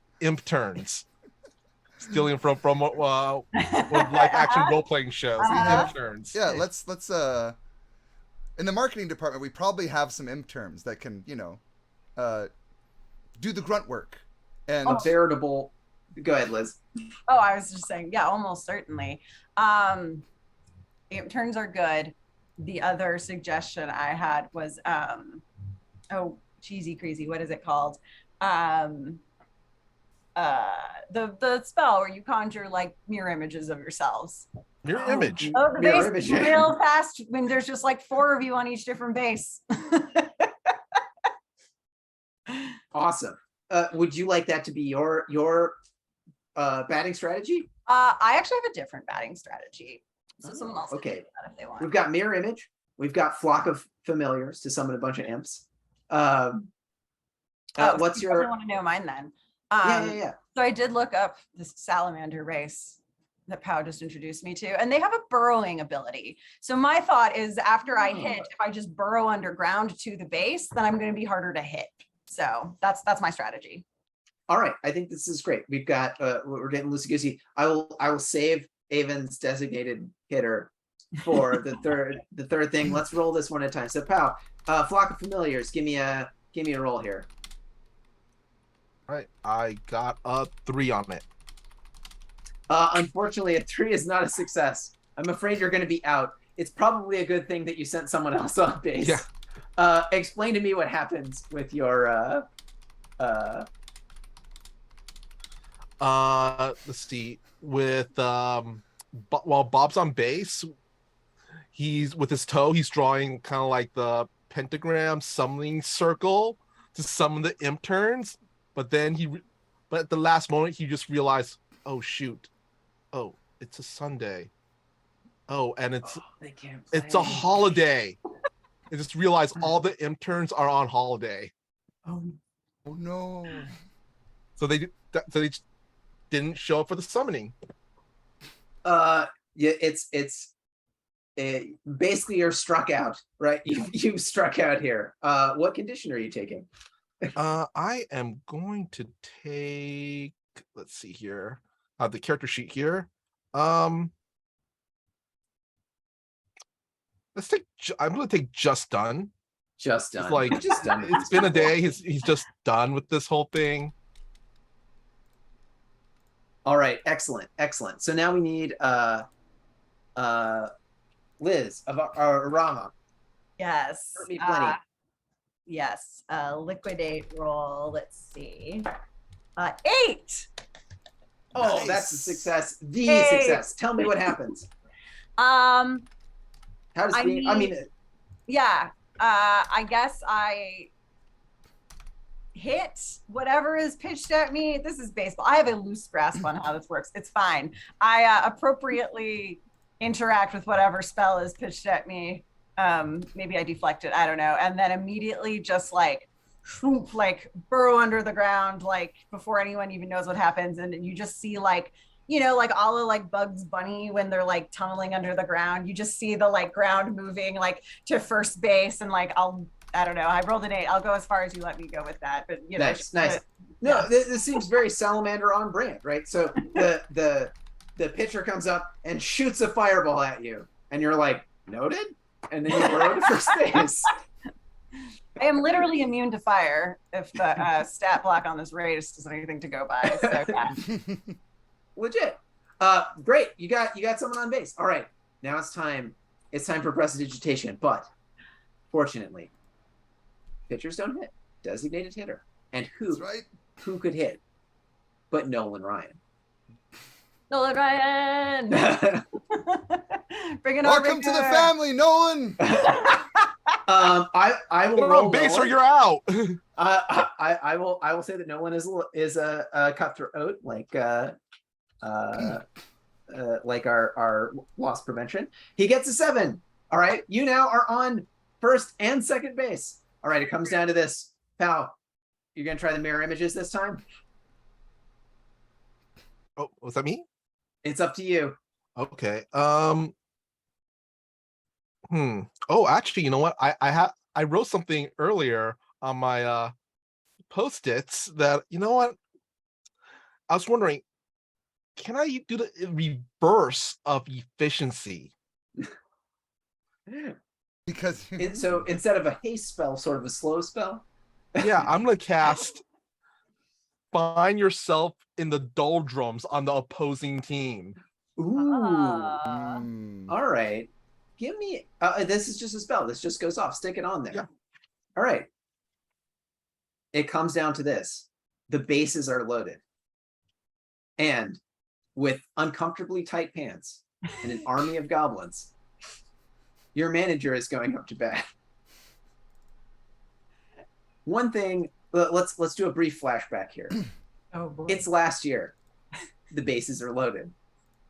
Jared goes up to bat. Jared is very bad at baseball. Oh no. It's 2 years ago. The bases are loaded. Jared goes up to bat. Why do we keep putting him fourth in the batting order? He's terrible. But he's also It's the 3 boss. years ago. Jared is explaining the strategy of how you're going to play the softball game to you. He says, oh, I played in college. Jared did not play in college. Jared played kickball in college. Same, right? Same difference. Just... All right. So now all of you have this experience. You're all standing on the bases. It's zoomed out and then it all comes back. You all look at each other. What do? I'm gonna cast a spell. I'm preparing one as well. I'm gonna. It worked for me. What worked for me could work for my boss. I'm going to shake my magic cube, my magic sphere. What is your magic spell your magic word, by the way? Serendipity. Serendipity. The power of serendipity. Oh, RNGesus, please cast some serendipity on our illustrious boss. Give them a boon. I roll.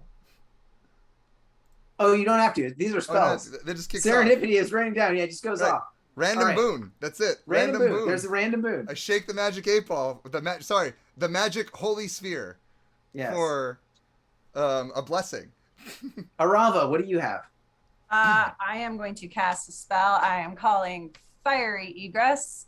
That is basically a fiery teleportation doorway that I'm going to open directly in front of me with the intention of just like then portaling my way to home base. Nice. And last but not least, Bloodstorm. Bob, what do you got for us? I'm gonna guess. You know what? do you mind if I wave it that it's the midday now. We've been at this for a while. It's midday now. And we all know how tired we could get midday during work, right?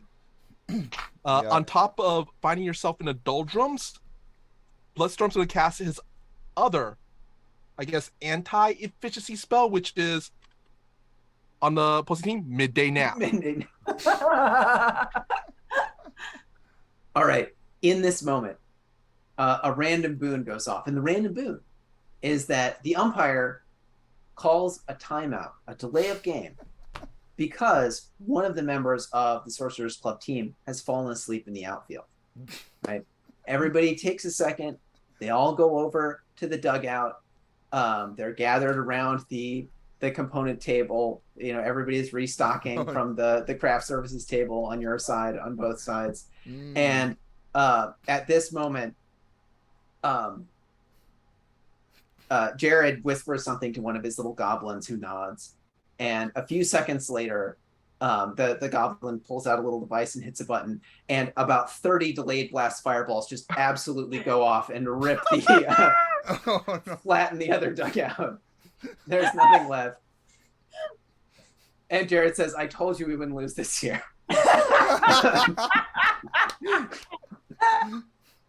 Bob just nods and takes a sip from his major aid.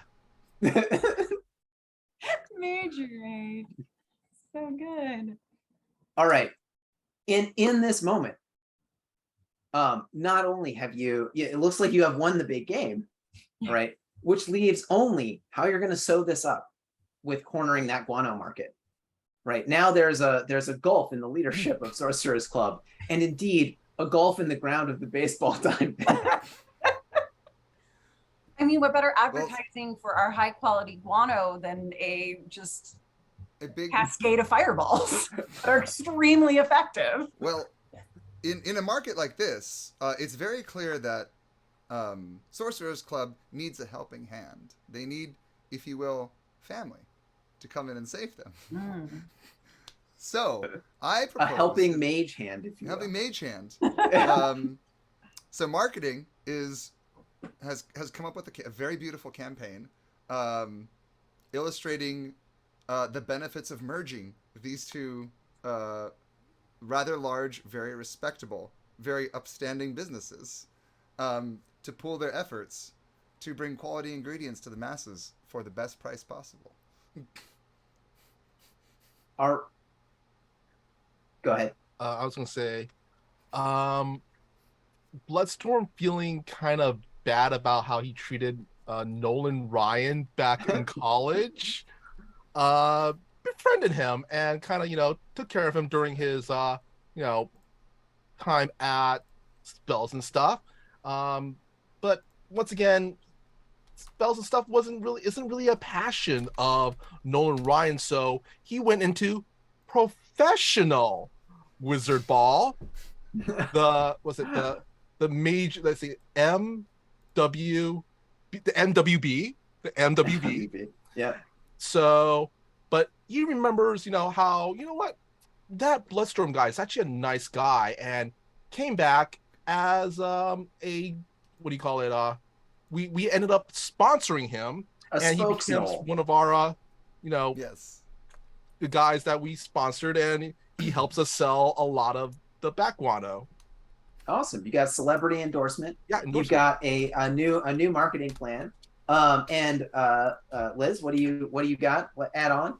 Well, everyone knows that when there are large mergers, oftentimes there have to also be some liquidations as you're bringing the two companies together. You have to trim the fat. You have to make sure that your company is going to be profitable, because you can't necessarily afford to keep everyone on payroll, especially, we have to consolidate. And that's important so that we can keep our prices low on our high quality bat guano that is the go-to for every wizard out there. So, once the merger sort of takes place, there's a pretty stringent process, I suppose. There are some obstacle courses that the different employees have to go through, and some of them die, and that's fine, because that's less people we have to than fire. But this way we can make sure we're getting the top employees, both from spells and stuff, but also from Sorcerer's Club. And it's honestly going to be a win for us because we're going to get the cream will rise to the top. All right, everybody, these are plans that are right in your wheelhouse. So everybody give me, Aven, I'm going to need an ideate roll from you. With advantage, I'm going to need an perpetrate roll. So to be fair, I am cranky. So does that mean then they cancel out? Yeah, they cancel out. So it's just a straight roll, right? Perpetrate and liquidate. Yeah. Oh gosh, it's a 2. That's a success. I got an 8. Who is a success and ID? 8. Oh, ooh, this is gonna be great. Okay, great. This is that will be our climax then. Okay, the marketing plan. It's well conceived and well accepted. The Nolan Ryan celebrity endorsement is well conceived and generally effective. But let me tell you, you know what goes better than all of those things going together? The liquidation of the Sorcerer's Club staff. Tell us all about it. How does being a salamander? Well, like I said, there's it's about skill, but we also need to make sure that they can think fast on their feet, that they can deal with angry customers, because you just never know who's going to walk in, and you need to stay like calm and composed even while you're dealing with like literally an angry bugbear growling at you. So we put them through a rigorous battery of tests. There is a written test as well as a potentially deadly obstacle course, as well as some relay races just to see how fast they can bag things. We want to and run go backs and stuff because we want to keep the stores looking really, really nice. And I think maybe a bonus is we realize that some of the higher ups in the company actually really enjoy watching some of these competitions, and perhaps we can dovetail this into some sort of fun company event every year to further increase our bonding and the fact that you're a family here and we work hard, but we like to have fun too.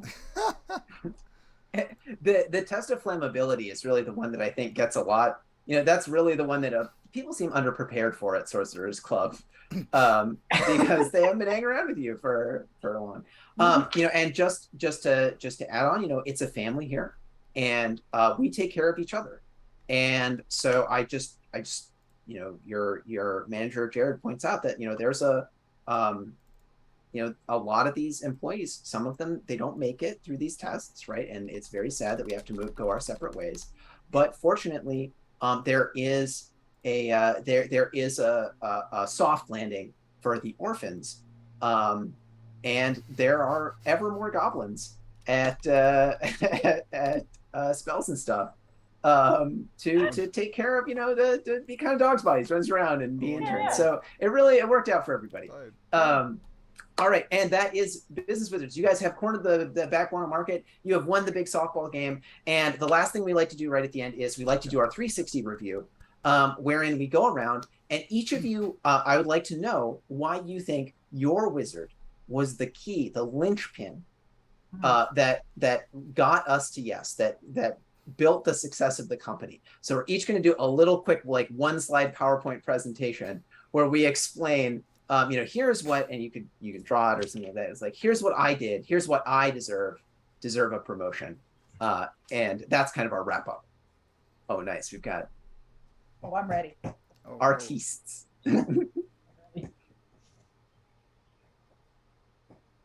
Maybe.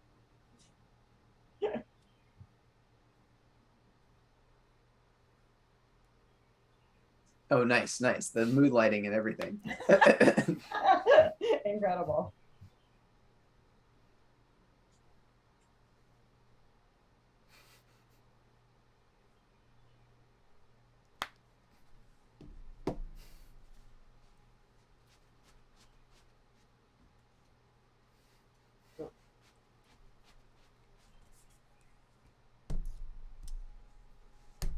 Michael, I love how you are already a slideshow. It sure is.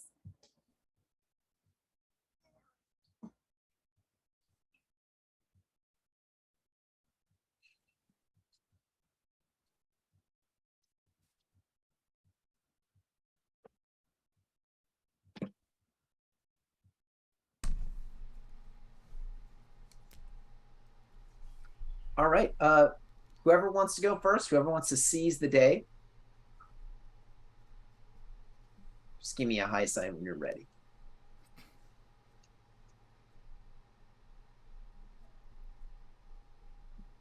I can go.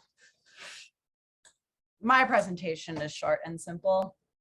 I think my contribution here has really been finessing our workforce. I've ensured that we have the best staff in the industry by being rigorous, not just with our hiring, but also with who we retain. As you can see here, I have demonstrated that where we started with 3 employees that were perhaps fine, all very good, but mediocre, they could be doing better. Because of the battery of challenges and training we've put them through, symbolized by this fire here, obviously, we have been able to really just come up with one employee who is just the same as 3, basically. Like, one person is now doing the work of 3 because they're such a top tier employee.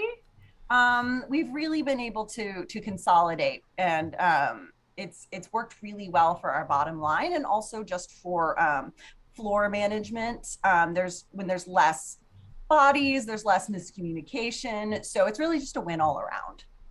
Arava's really lit a fire under the workforce. Exactly. Michael, do you want to go next? Sure. Let's say, with the combination of efficiency of Go Team, we cut down on finding ourselves in the doldrums, and we prevent midday naps because how efficient we are. We have an endorsement by Nolan Ryan. And as always, when you're here, you're family. A lot of buzzwords. We're gonna have to fly that one by legal. I think that one might already be yeah, parked. All right. Spell of Garden. Yeah. Yes. So, and Aven? Yes. There's a reason I chose to go last. Now, again, choose. You always want to leave a last impression, right? That's good marketing. It's good social impact. Mm-hmm. And I like to think that I help this company make the final impression on anything that we do. It all starts with good branding, you see. We have a very nice logo. We have a very good visual package. And I like to attribute that to myself.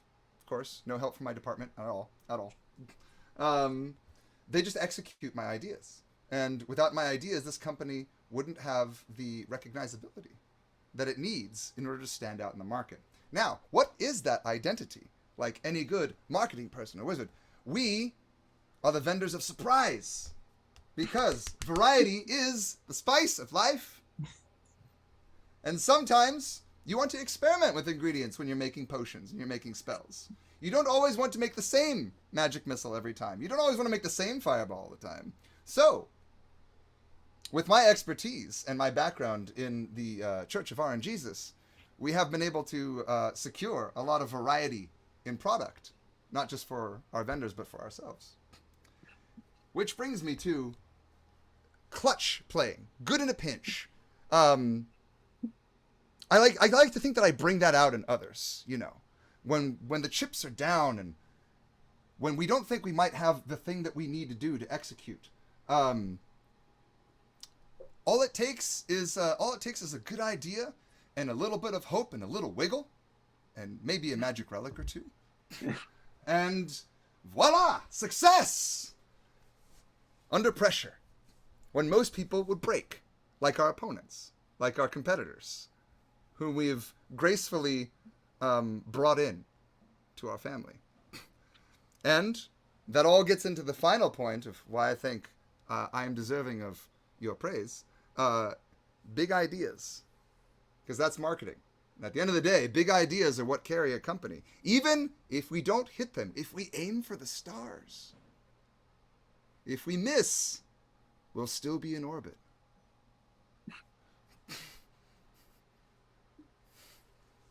after your amazing presentations, there's just like a beholder with one big eye patch, like clapping 2 eye stalks.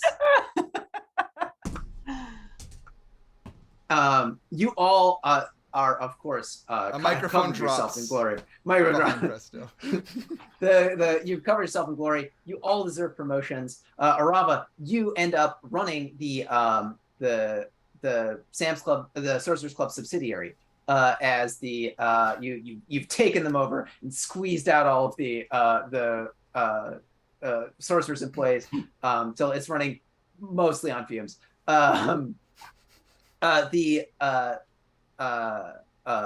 Bloodstorm, you become one of those VPs who's sort of like your liaison, who doesn't have any actual work between the MWB and the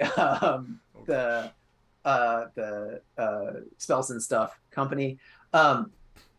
And Prestidigitation leaves to begin a startup of transforming people who are, he's sort of a life coach inspirational person, where if you are tremendously bad at something, but if you come to listen to the good news, you might be good at that thing. Who knows? Maybe. Right? Results may vary. Very bad, right? Yeah, for people who are very bad at things. Ask again later. And one roll the dice, right? Satisfaction not guaranteed. Results may vary. And that's Business Wizards. You guys were great. This was an awesome game. In our last couple minutes, that was really funny. That was really good. I've never done a corporate softball game before, but no, totally was very appropriate. I want to go around one last time and just do any shout outs and snaps that people have to events that they particularly remember fondly from the game. And anyone that you want to like call out and say, oh, I really loved this character, or I really loved this event that happened. Liz, you want to kick us off? But everyone was so good. Everything was great. I don't even know where to begin. Let's see. I'm going to try and pick one moment I really, really enjoyed or thought was clever. I really thought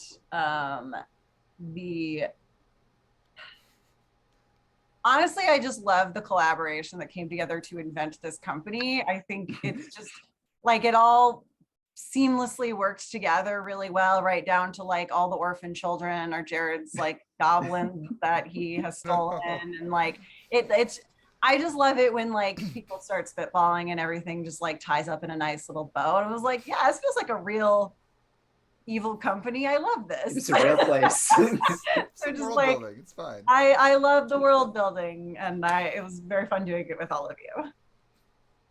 Totally agree. Michael, do you want to go next? Sure. I agree with Liz. Like one of my highlights was definitely the world building of this spells and stuff that we've all created. It was really fun. Kudos to Liz for coming up with the whole spell component idea.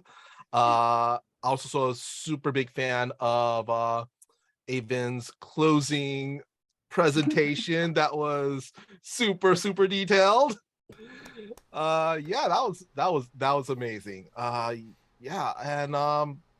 Definitely I loved how Patrick here created the ringer teams and came up with the punny names. I have a lot of experience writing wizard puns. It comes as a shock. I wanted to shout out Michael's ever larger post-it note thing. Like, we really got into the spell casting, and I really love that. And the at an appropriate moment, I think that spellcasting very often comes in when people are like kind of on the rocks and have failed a lot of rolls, and they're like, I don't want to touch these dice anymore. They're nothing but trouble. And so that was like, well, I'll just put them to sleep. And that was great. I love that so much. Yes. Aven, you get the last word again. Oh my gosh. I have to hard agree on the world building thing. That everybody did such a good job collaborating and building a place that felt real.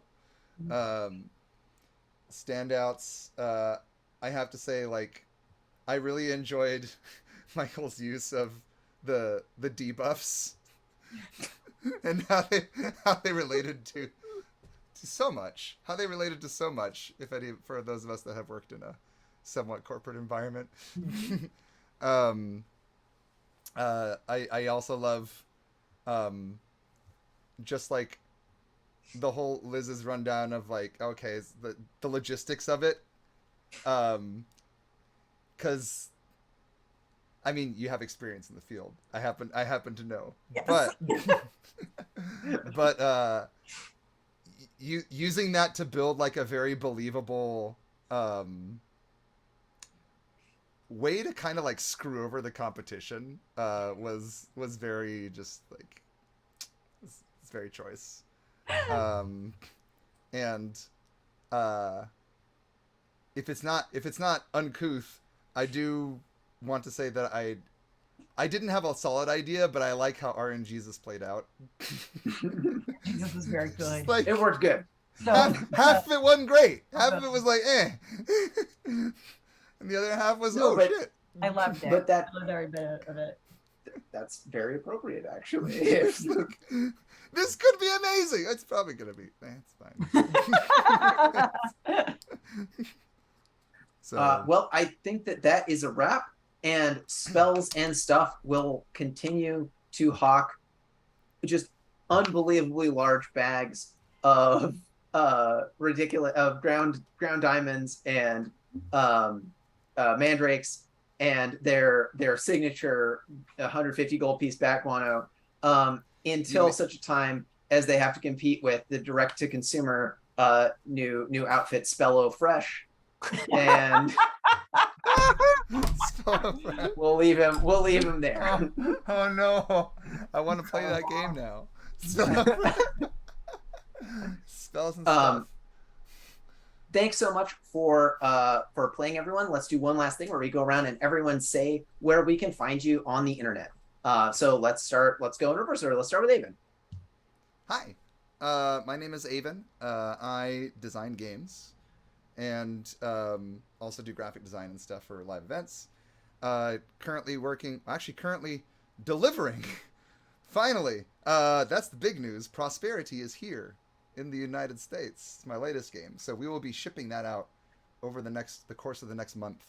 And you can find us at prosperitygame.com, or you can find me as the Bard of Many Things on Instagram and on the Twitter as the Bard of Many because things doesn't fit.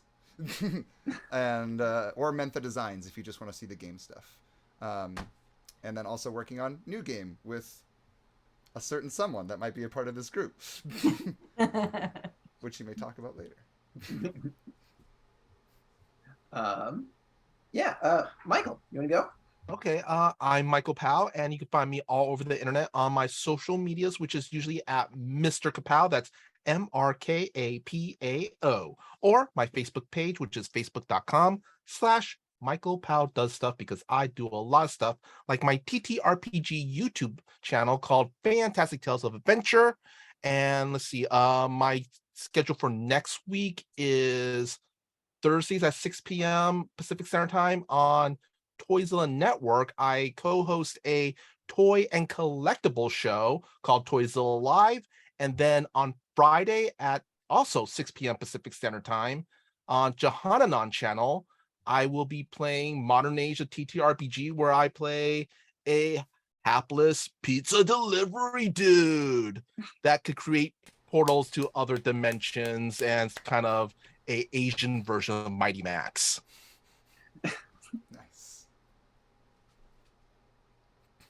Me now. Hello, I am Liz. I have been Liz. I'm on Twitter at the loveliest Liz. There are many Liz's. I am the loveliest. It should be pretty easy to remember.